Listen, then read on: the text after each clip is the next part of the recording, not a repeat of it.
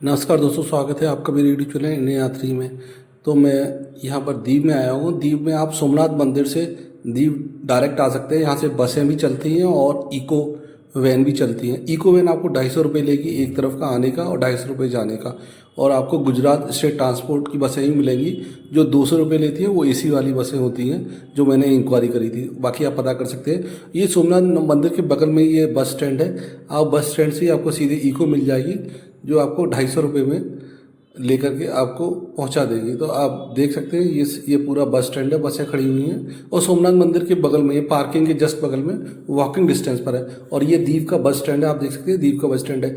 यहाँ से आपको दीव घूमने के लिए यहाँ से आप स्कूटी ले सकते हैं, स्कूटी और साइकिल भी ले सकते हैं। अगर आप सुबह पहुँच गए तो साइकिल इज़ बेस्ट ऑप्शन, वो 100 रुपये में मिल जाएगी। आप ऑनलाइन सर्च कर लें और स्कूटी आपको बस स्टैंड के अंदर भी मिल जाएगी और बाहर भी मिल सकती है। 400-500 रुपये रीजनेबल रेट है, जो इससे कम में नहीं मिलेगी यहाँ पर। तो आप ले सकते हैं। और आई थिंक 100 रुपये का पेट्रोल इज सफिशिएंट, ज़्यादा तेल नहीं डलवाएं, 100 रुपये का सफिशिएंट है। और आप चाहें तो कम का भी डलवा सकते हैं। मुश्किल से 10-15 किलोमीटर के अंदर सारा कवर हो जाता है। तो आप ये देख सकते हैं, ये मैं बस स्टैंड से चल दिया हूँ। तो ये देखिए यहाँ पर ये फिशिंग एरिया है। आप यहाँ पर फिशिंग एरिया के बाद सबसे पहले जो हमारा जो टूरिस्ट स्पॉट पड़ेगा आप उसको देख सकते हैं। ये आईएनएस कुकरी वेसल म्यूजियम है। इसकी टिकट 100 रुपये की है और 50 रुपये बच्चों की है। तो आप इसमें देख सकते हैं ये एक पूरा कंप्लीट वारशिप है। तो इस वारशिप का नाम P49 है। आप इसको देख सकते हैं और आपको जो एक्सपीरियंस होगा वो देखने लायक होगा। 100 रुपये बहुत ही रीजनेबल फीस है, क्योंकि आप रियल वारशिप को देख रहे हैं। ये रिटायर हो चुका है 2021 में। 2022 को ये दीव गवर्नमेंट को ये हैंड ओवर कर दिया गया था एज ए म्यूजियम के तौर पर रखने के लिए। तो आप इसको देखने के लिए आपको इसको ज़रूर जाना चाहिए। बहुत ही अच्छा एक्सपीरियंस होगा लाइफ का। आप रियल वारशिप को अपनी आंखों से देख सकेंगे, फील कर सकेंगे। तो ये आप देखिए, ये वारशिप है। ये पहला टूरिस्ट प्लेस हो गया यहाँ का। तो टूरिस्ट प्लेस या पिकनिक स्पॉट मान लीजिए, जो भी आप कहना चाहें आप कह सकते हैं। तो ये पहली जगह जिस पर आपको विजिट करना चाहिए। दूसरा आ गया, इसके आगे ही होगा 500 मीटर की दूरी पर दीव फोर्ट। दीव फोर्ट की टिकट भी 100 रुपये है और बच्चों के लिए 5 से 15 साल के बीच बच्चों के लिए 50 रुपये टिकट है। आपको दीव फोर्ट भी जाना चाहिए, जो पुर्तगाली सभ्यता, वास्तुकला का आपको और सैन्य कौशल का एक अद्भुत उदाहरण देखने को मिलेगा। तो आपको दीव फोर्ट जाना चाहिए। उसके बाद कुकरी वेसल, ये वो म्यूजियम था, ये मेमोरियल है। तो यहाँ पर ये कुकरी वेसल का जो वारशिप है उसका रेप्लिका रखा हुआ है और ये 4.5 एकड़ में फैला हुआ है। तो आपको जाना चाहिए। इसके अंदर 2 मंदिर भी हैं और रेस्टोरेंट्स भी हैं और एक बहुत सुंदर सुंदर डिफरेंट टाइप से कलर्स के गार्डन भी हैं। तो आप उनको भी देख सकते हैं।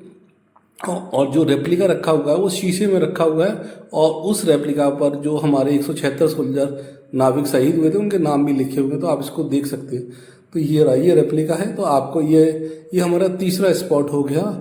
पहले वो आईएनएस विकराल वो था, म्यूजियम था, फिर फोर्ट हो गया और ये आपका आ गया मेमोरियल। तो इसके बाद फिर हम आगे चलेंगे।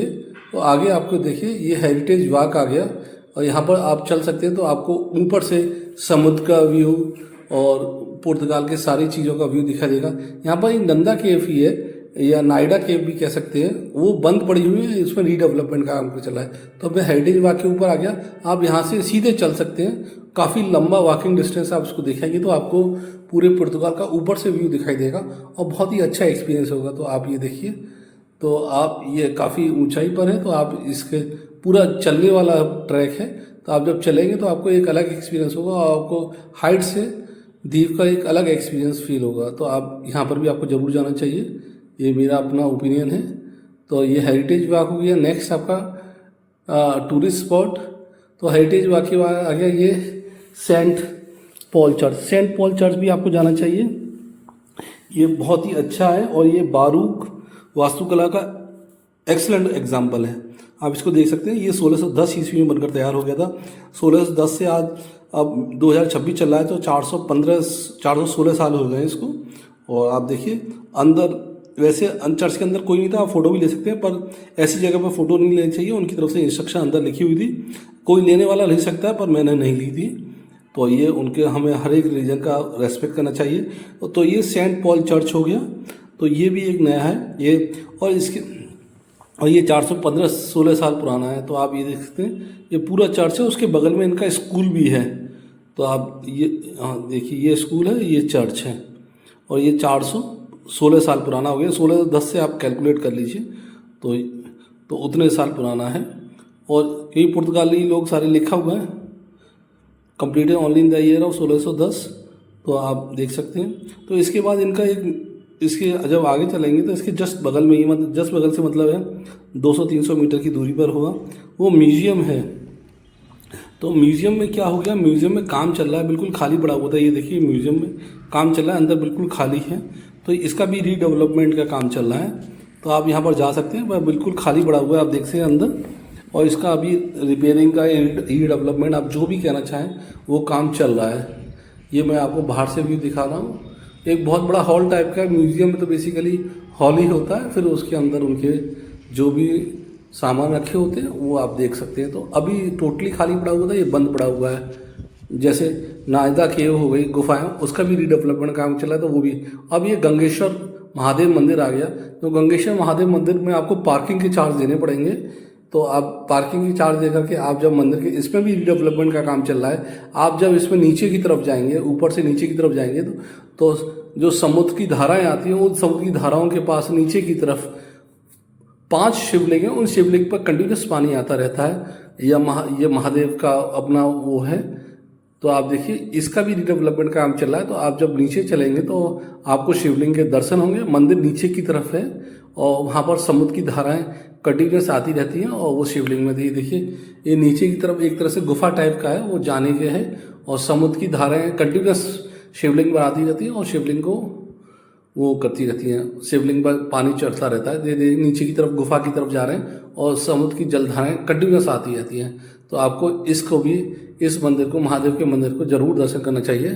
तो ये भी एक अच्छी जगह है। और ये देखिए, ये है हमारा फूदम बर्ड सेंचुरी। तो इस बर्ड सेंचुरी में क्या है कि आप घूम सकते हैं, पर उसके घूमने का कोई फ़ायदा नहीं होगा। यहाँ पर आप बोट से 500 रुपये पर पर्सन की टिकट है। तो आप उस बोट से घूमेंगे तो वो जो वहाँ के गाइड होंगे वो आपको डिफरेंट टाइप की बर्ड्स दिखाएंगे। आप पैदल घूम सकते हैं, पर उसका कोई फ़ायदा नहीं है। तो आप इस बर्ड सेंचुरी में जाएँ, पैदल की कोई फीस नहीं है। अगर आप बोट से ट्रैवल करेंगे तभी आपको फ़ायदा होगा, तभी आपको वो डिफरेंट टाइप्स की बर्ड्स को डिफरेंट जगह पर देखने को मिलेगा।